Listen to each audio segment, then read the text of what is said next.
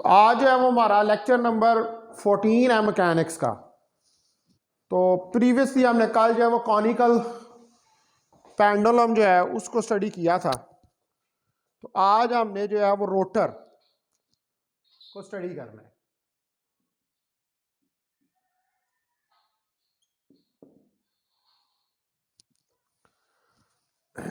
तो रोटर क्या है कि एक मैन जो है, रोटर का मतलब है कि वो चीज़ कि जो रोटेट कर सके, यानी कि ऐसे घूम सके, इसको हम रोटर का नाम जो है वो देंगे। तो एक पर्सन है कि वो एंटर होता है एक रोटर के अंदर। A man enters in a rotor. एक आदमी जो है वो रोटर के अंदर एंटर होता है और डोर जो है उसको क्लोज कर देता है, क्लोजेज द डोर, डोर को क्लोज कर देता है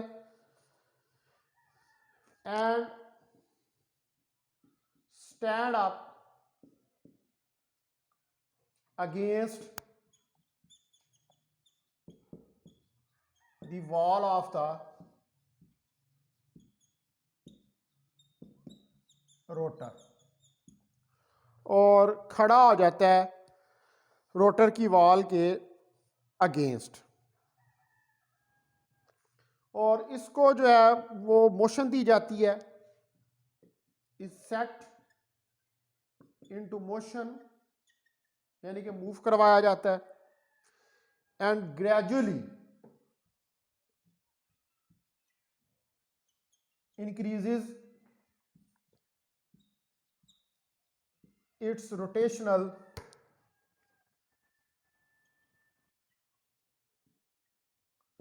स्पीड, और ग्रेजुअली जो है इसकी रोटेशनल स्पीड जो है उसको इंक्रीज किया जाता है।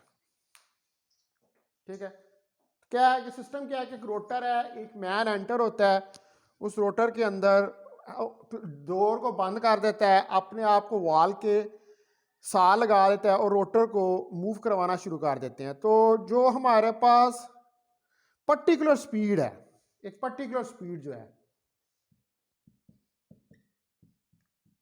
एट ए पर्टिकुलर स्पीड,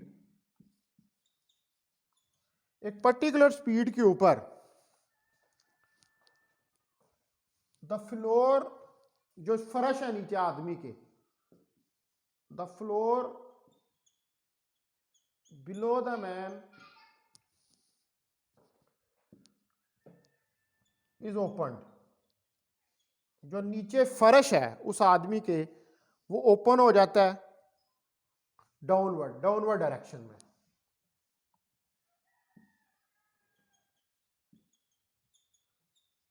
ठीक है, लेकिन फर्श के ऊपर हो जाने के बावजूद भी द मैन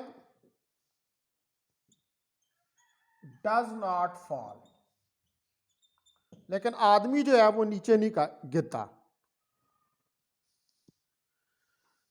ठीक है, अब ये क्या है कि एक मैन, एक पर्सन जो है वो एंटर होता है एक रोटर के अंदर। रोटर का मतलब वो चीज कि जो घूम रही है, वो ऐसे कैबन सा बना हुआ है, वो कैबन इस तरह करके घूम रहा है कैबन जो है।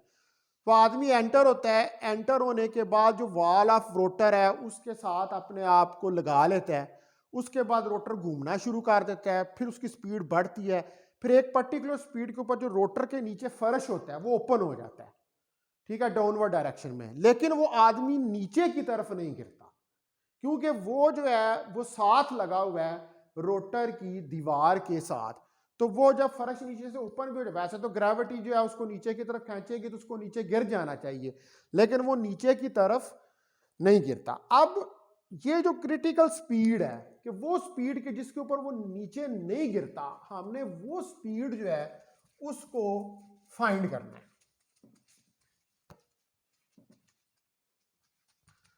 तो पहले मैं यहां पर आप देखें कि मैं एक फिगर बनाता हूं।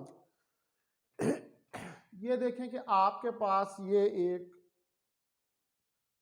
रोटर है, ये कैबन है। ठीक है, इसके अंदर ये हमारे पास एक्सेस हैं, ठीक है। ये रोटर है हमारे पास। एक रोटर मतलब वो चीज़ जो कि एक कैबन जो रोटेट कर रही है, और ये इसके एक्सेस हैं। अब यहां पर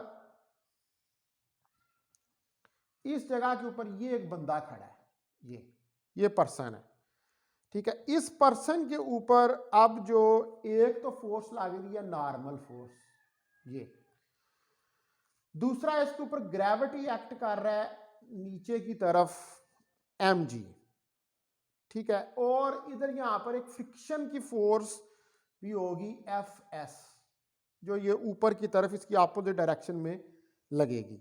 अब ये जो जाहिर बात है रोटेट कर रहा है, तो यहां से ये कोई सर्कल बना रहा है आपके पास, जिसका कि हमारे पास रेडियस जो है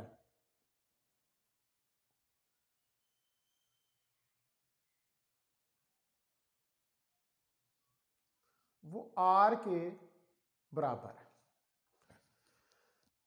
ठीक है। ये हमारे पास एक रोटर है, ये बंदा है, ये इसकी दीवार के साथ ये पर्सन है, और मैंने ये फोर्सेस जो है वो मेंशन कर दिए। एक नॉर्मल फोर्स लग रही है, फ्रिक्शन की फोर्स लग रही है, ग्रेविटी जो है वो इसके ऊपर नीचे की तरफ लग रही है। अब इस मैन के ऊपर जो फोर्सेस एक्ट कर रही हैं, the forces acting on the man, वो फोर्सेस की जो इस पर्सन के ऊपर एक्ट कर रही हैं, पहले नंबर पर weight mg is acting vertically downward, weight mg is acting vertically downward. जो वेट है mg वो वर्टिकली डाउनवर्ड यानी कि नीचे की तरफ, आपको फिगर में भी नजर आ रहा है कि वो नीचे की तरफ जो है वो वेट जो है वो एक्ट कर रहा है, डाउनवर्ड डायरेक्शन में वेट जो है वो एक्ट कर रहा है। दूसरा नंबर पर अब ये जो नॉर्मल फोर्स है ये सेंटर की तरफ जा रही है सर्कल के, तो ये नॉर्मल फोर्स जो है ये क्या प्रोवाइड करेगी, necessary centripetal force. Normal force will provide necessary centripetal force for rotation। ये रोटेशन के लिए नेसेसरी सेंट्रीपिटल फोर्स जो है उसको प्रोवाइड करेगी। उसके बाद एक स्टैटिक फ्रिक्शन है Fs, और ये स्टैटिक फ्रिक्शन Fs जो मैन और रोटर की वाल है उसके दरमियान में है, और ये आप देख सकते हैं कि ये एक्ट कर रही है अपवर्ड डायरेक्शन में, ठीक है जी। तो static friction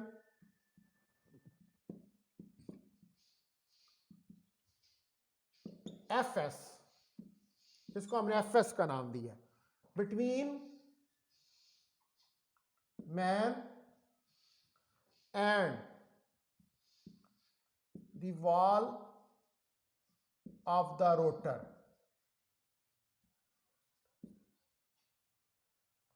is acting upward। तो ये अपवर्ड डायरेक्शन में एक्ट कर रही है फोर्स Fs। तो अगर आदमी जो है वो नीचे की तरफ नहीं गिरता, यानी कि जब इसका फ्लोर नीचे से ऊपर हो जाता है ये नीचे की तरफ नहीं गिरता, तो इसका मतलब है कि यहां पर कोई भी वर्टिकल एक्सेलरेशन नहीं है, यानी कि इस तरफ वर्टिकल के लॉन्ग, यानी बस नीचे गिरना है तो वर्टिकल के लॉन्ग नीचे गिरना है। तो चूंकि ये नीचे नहीं गिरता तो इसका मतलब है कि यहां पर कोई भी वर्टिकल एक्सेलरेशन नहीं है, कोई भी वर्टिकल जो नेट फोर्स है वो नहीं लग रही, इसीलिए वर्टिकल एक्सेलरेशन नहीं है ना। अगर वर्टिकली कोई नेट फोर्स लग रही होती तो फिर ये नीचे की तरफ गिर जाता, ये ऊपर की तरफ मूव कर जाता। लेकिन चूंकि कोई वर्टिकली फोर्स नहीं है इसलिए ये नीचे की तरफ नहीं गिरता। If the man does not fall, it mean there is no acceleration along the vertical। तो कोई भी एक्सेलरेशन जो है वो वर्टिकल के लॉन्ग नहीं है। तो अगर हम इसके ऊपर फर्स्ट कंडीशन ऑफ इक्विलिब्रियम लगा दें तो वर्टिकल के along F of Y is equal to 0, तो ऊपर एफ एस है नीचे एम जी है तो ये हमारे पास क्या आ जाएगा, F S minus M G is equal to 0, तो F S is equal to M G के बराबर आ जाएगा। और एफ एस फ्रिक्शनल फोर्स आपने निकाली हुई है स्टैटिक की, ये म्यू एस एन के बराबर होती है, नॉर्मल फोर्स है और म्यू एस जो है उसका कोएफिशिएंट ऑफ स्टैटिक फ्रिक्शन है। तो ये वैल्यू इधर रख दें तो mu S N is equal to M G के बराबर जो है ये वैल्यू आपके पास आ जाएगी।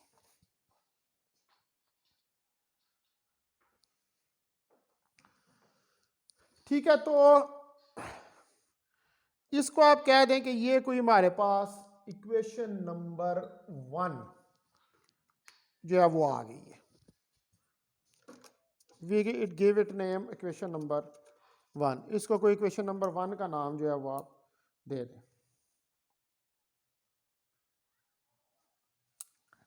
यहां पर म्यू एस जो है वो कोएफिशिएंट ऑफ स्टैटिक फ्रिक्शन है जो किसके दरमियान है, वॉल ऑफ रोटर और मैन के दरमियान। तो ये जो कोएफिशिएंट ऑफ स्टैटिक फ्रिक्शन है ये क्या कहता है, ये जो आदमी अब जारी बात इस दीवार के साथ लगा हुआ है, इस फ्रिक्शन की वजह से ये दीवार के साथ स्लिप नहीं करता। अगर फ्रिक्शन यहां पर ना हो तो ये स्लिप कर जाएगा। तो ये जो स्टैटिक फ्रिक्शन है, इस स्टैटिक फ्रिक्शन इसकी दीवार और इस आदमी के दरमियान, इसकी वजह से ये स्लिप जो है वो नहीं करता। और जो नॉर्मल रिएक्शन एन है वो क्या आपको प्रोवाइड कर रही है, वो आपको सेंट्रीपिटल फोर्स जो है वो प्रोवाइड कर रही है।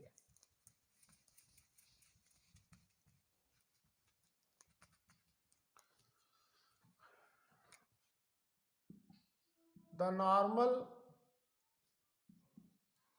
reaction N is providing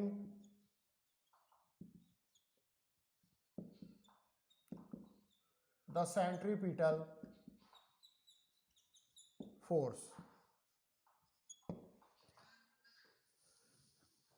तो नॉर्मल रिएक्शन जो सेंट्रीपिटल फोर्स प्रोवाइड कर रहा है, तो N is equal to M V square over R के ये बराबर होगा। इसको आप कह लें कि ये कोई हमारे पास इक्वेशन नंबर 2 है होगी।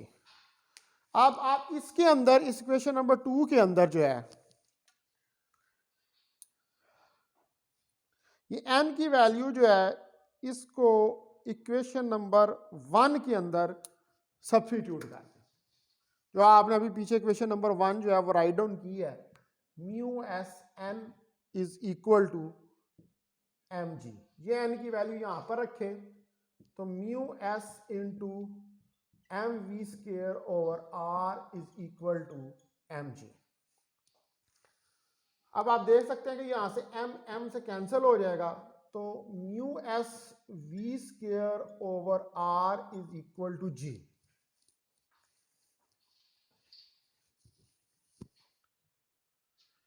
के बराबर वैल्यू जो है वो आ जाएगी। तो यहां से आप इसको लिख सकते हैं कि mu S V square is equal to R G और V square R G over mu S. ये प्लीज भाई अपना माइक बंद कर लें, आप लोगों पे असर नहीं होता कि डंगर हैं आप, क्या हैं आप लोग। ये माइक बंद करो।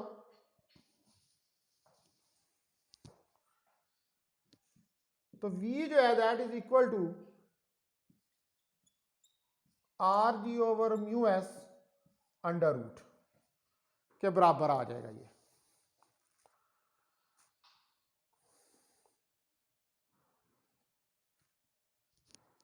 ठीक है, तो ये हमारे पास जो है रिक्वायर्ड वेलोसिटी जो है वो निकल आएगी, जी आर ओवर म्यू एस। अब ये जो आपके पास स्पीड निकली है ये कौन सी है? This is the tangential speed.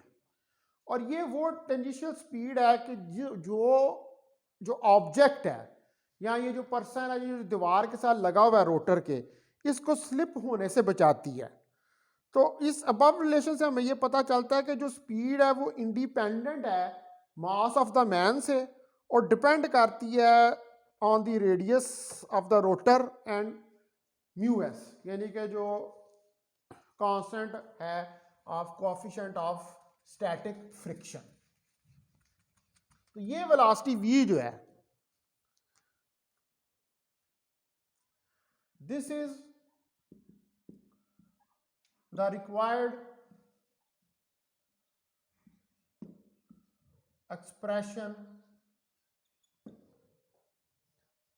for the tangential speed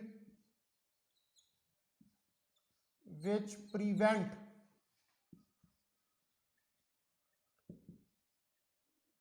the slipping, जो कि स्लिपिंग को प्रिवेंट करती है। इस टेंजेंशियल स्पीड की वजह से स्लिपिंग नहीं होती और आदमी जो है वो नीचे की तरफ नहीं गिरता। और इस एक्सप्रेशन से आपको ये भी पता चल रहा है, it is clear from the expression that speed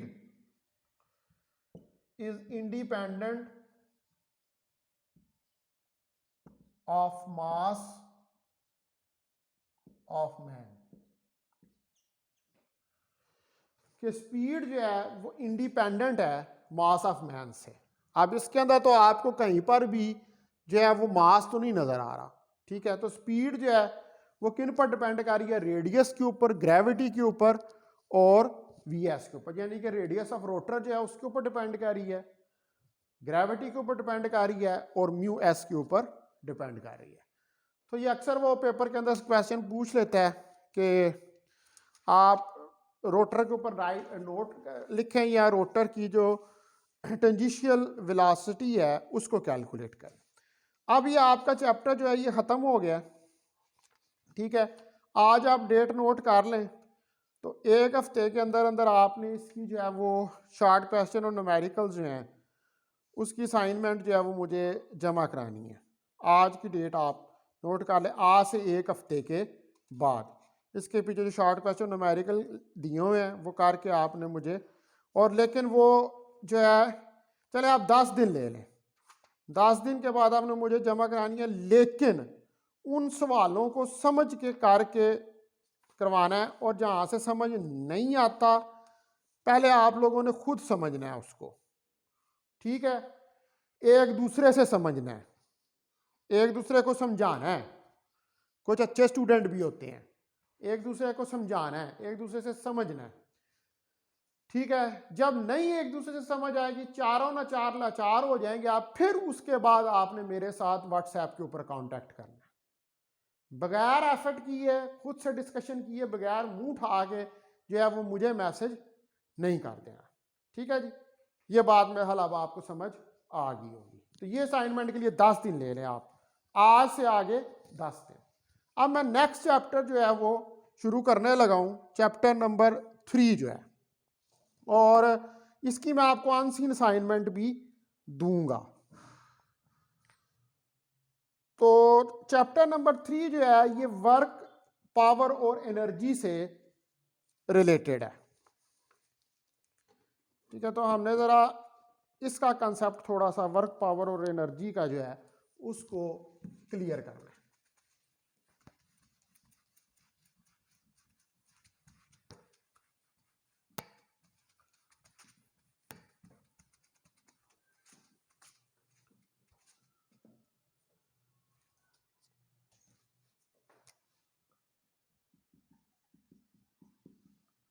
chapter number 3, work, power and energy.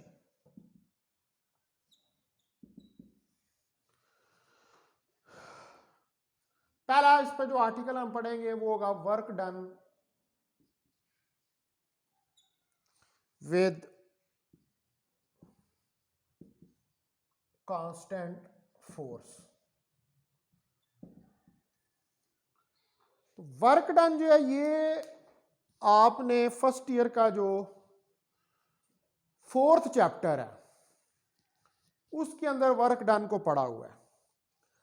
तो जब कोई फोर्स एफ जो है वो एक्ट करती है किसी बॉडी के ऊपर और बॉडी को डिस्प्लेसमेंट डी कवर करे उस फोर्स की डायरेक्शन में, मिसाल के तौर पर ये एक बॉडी है जिसका मास m है, इसके ऊपर फोर्स एक्ट करती है और ये इसी डायरेक्शन में कोई डिस्प्लेसमेंट डी जो है वो कवर करता है, तो हम कहते हैं कि वर्क डन हुआ है। तो वर्क डन बेसिकली क्या है? वर्क डन जो है it is the dot product of force and displacement. The work done is the dot product of force and displacement. तो W is equal to F dot D. तो अगर force जो है वो किसी एंगल थीटा के ऊपर एक्ट करती है, मिसाल के तौर पर फोर्स जो है यहां पर किसी एंगल थीटा के ऊपर एक्ट करती है, तो इस फोर्स के जो है वो हमारे पास, और इस तरफ ये डी डिस्प्लेसमेंट एक्ट करता है, तो एफ साइन ऑफ थीटा और एफ कॉज ऑफ थीटा, ये दो कंपोनेंट जो हैं वो बनेंगे। तो इसका पैरेलल कंपोनेंट जो डिस्प्लेसमेंट के आ रहा है वो डिस्प्लेसमेंट के parallel component F cos of theta आ रहा है, इसलिए W जो है वो F D cos of theta, इसलिए इसके अंदर डॉट प्रोडक्ट जो आती है। अब हमारे पास जो वर्क डन है उसके लिए 3 केसेस हमने स्टडी करने हैं कांस्टेंट फोर्स के साथ। कांस्टेंट फोर्स का मतलब ये होता है कि वो फोर्स के जो मैग्नीट्यूड और डायरेक्शन के अंदर चेंज ना हो रही हो। ठीक है, ये जो फोर्स लग रही है इसके ऊपर ये कांस्टेंट फोर्स है, यानी कि इसकी वजह से जो मैग्नीट्यूड, यानी कि ये जो फोर्स लग रही है ये फोर्स जो है इसका मैग्नीट्यूड या डायरेक्शन जो है वो चेंज नहीं हो रहा, क्योंकि फोर्स क्या होती है? ये वेक्टर क्वांटिटी होती है। तो पहले नंबर पर जो हमारे पास 3 केसेस हैं उसमें पहले नंबर पर है मैक्सिमम वर्क डन। तो जो मैक्सिमम वर्क डन है इसके अंदर जब फोर्स एक्ट करती है बॉडी के ऊपर और बॉडी कवर करता है displacement in the direction of force, ठीक है, when the force acts on the body, constant force है ये, and it covers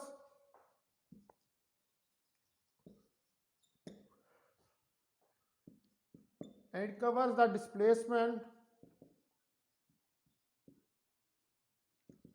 D in the direction of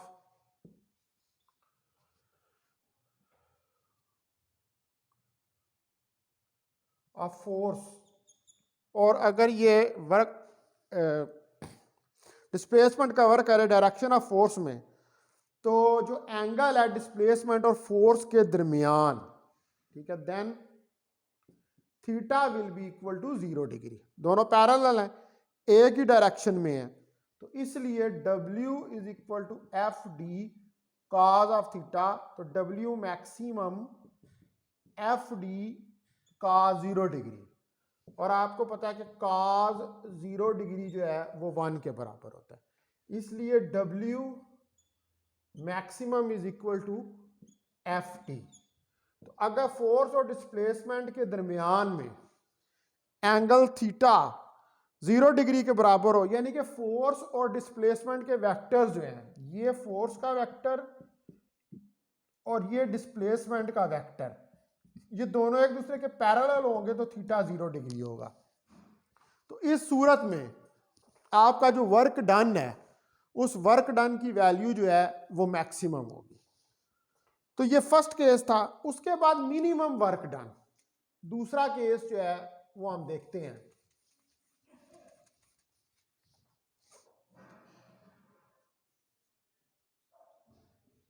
minimum work done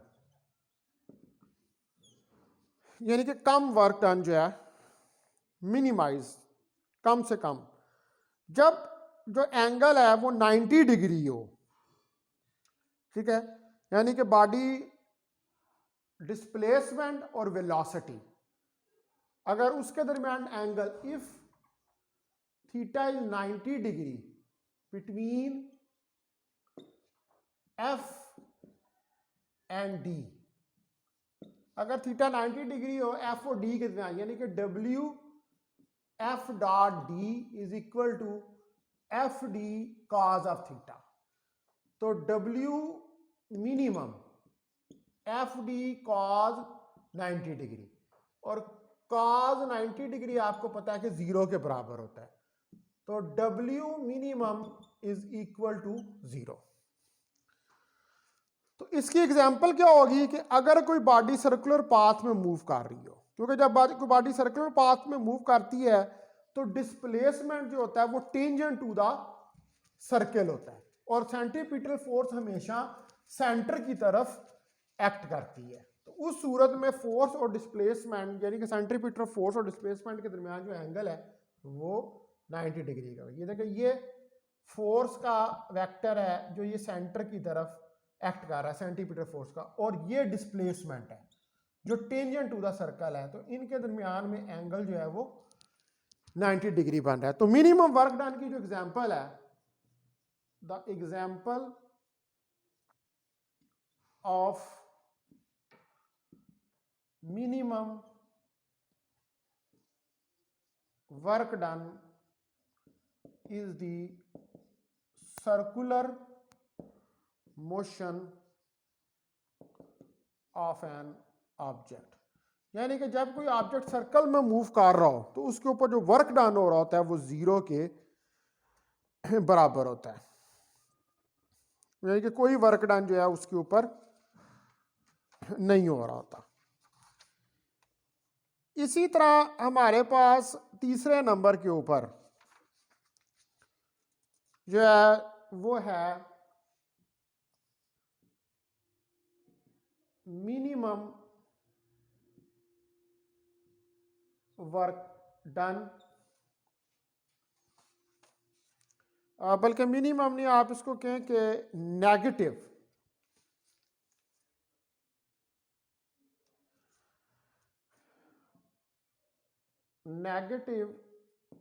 work done. तो जब फोर्स और displacement एक दूसरे की अपोजिट डायरेक्शन में हो, when F and D are in opposite direction to each other,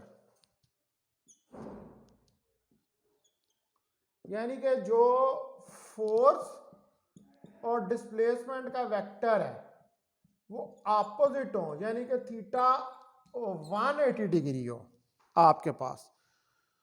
तो W F dot D, W F D cos of theta, F D cause 180 degree, और आपको पता है कि कॉज 180 डिग्री -1 के बराबर होता है। तो डब्ल्यू माइनस एफ डी, तो ये नेगेटिव वर्क डन है, ये मैक्सिमम ही है, लेकिन ये नेगेटिव वर्क डन जो है ये आपके पास आ जाएगा, है ये मैक्सिमम ही है, लेकिन ये नेगेटिव वर्क डन, यानी कि नेगेटिव के साइन के साथ ये वर्क डन जो है वो आपके पास आ जाएगा। अब इसकी एग्जाम्पल जो है वो आप क्या ले सकते हैं कि सपोज करें कि कार जो है वो रोड के ऊपर मूव कर रही है और हम उसके ऊपर ब्रेक्स को अप्लाई करते हैं, तो फ्रिक्शनल फोर्सेस जो है वो एक्ट करेंगी in the direction opposite to the displacement. जाहिर बात है कार जो है वो यूं सीधा जा रही है ऐसे, ब्रेक्स अप्लाई किए हैं तो फ्रिक्शन उसकी अपोजिट डायरेक्शन में एक्ट कर रही है, डिस्प्लेसमेंट कार इस तरफ कवर कर रही है, फ्रिक्शन इस तरफ लग रही है। तो अब इस केस के अंदर जो वर्क डन है फ्रिक्शनल फोर्स की वजह से वो नेगेटिव होगा। यानी कि फ्रिक्शनल फोर्स जब भी किसी ऑब्जेक्ट के ऊपर लगती है तो वो ऑब्जेक्ट के ऊपर जो वर्क डन करती है वो नेगेटिव होता है। ये फोर्स जब इनवेरिएंट है, इनवेरिएंट का मतलब है कि कांस्टेंट है और ये इंडिपेंडेंट है डायरेक्शन और मैग्नीट्यूड से। लेकिन जो डिस्प्लेसमेंट है वो इंडिपेंडेंट नहीं है और ना ही वो इनवेरिएंट है, और वो डिपेंड करता है state of the inertial frame. Displacement जो होता है वो इंडिपेंडेंट नहीं होता, लेकिन फोर्स जो है वो इंडिपेंडेंट होती है। डिस्प्लेसमेंट जो है वो उसके अंदर आपको ये कंसिडर करना पड़ता है कि आपका कौन सा फ्रेम है, इनर्शियल फ्रेम है या नॉन इनर्शियल फ्रेम है। इनर्शियल फ्रेम वो होते हैं जो जिनमें वेलोसिटी कांस्टेंट होती है और वो एक्सेलरेटेड नहीं होते। नॉन इनर्शियल वो होते हैं कि जिनके अंदर वेलोसिटी कांस्टेंट नहीं होती और वो एक्सेलरेटेड होते हैं। तो यहाँ पर अभी हम ये जो फ्रेम डिस्कस कर रहे हैं ये तो इनर्शियल फ्रेम ही हम डिस्कस कर रहे हैं कि जिसके अंदर वेलोसिटी जो है वो कांस्टेंट है। तो डिस्प्लेसमेंट जो है वो इंडिपेंडेंट नहीं होता और ना ही वो इनवेरिएंट होता है। यानी कि एक तो वो इंडिपेंडेंट नहीं है, वो डिपेंड करता है कि आपका फ्रेम कौन सा है, और इनवेरिएंट वो इनवेरिएंट यानी कि वो कांस्टेंट भी नहीं होता, उसके अंदर चेंज आ सकती है with respect to the frame, कि आपका फ्रेम जो है वो कौन सा है। लेकिन जो फोर्स है आपकी वो इनवेरिएंट है, वो कांस्टेंट है, उसके ऊपर कोई फर्क जो है वो नहीं पड़ रहा, वो इंडिपेंडेंट है डायरेक्शन से और मैग्नीट्यूड से। सारी बात है कांस्टेंट फोर्स है तो फिर वो उसका डायरेक्शन और मैग्नीट्यूड जो है वो चेंज नहीं होगा। तो जब उसका डायरेक्शन और मैग्नीट्यूड चेंज नहीं होगा तो वो फिर वो इससे इंडिपेंडेंट ही होगी डायरेक्शन और मैग्नीट्यूड से। तो ये आज आपको मैंने work done with constant force पढ़ाया है। कल फिर मैं जो है वो कल तो हम यार वेव्स पढ़ेंगे, नेक्स्ट टाइम फिर हम पढ़ेंगे work done with variable force. अभी मैं लेक्चर जो है इसको यहाँ पर एंड कर रहा हूँ।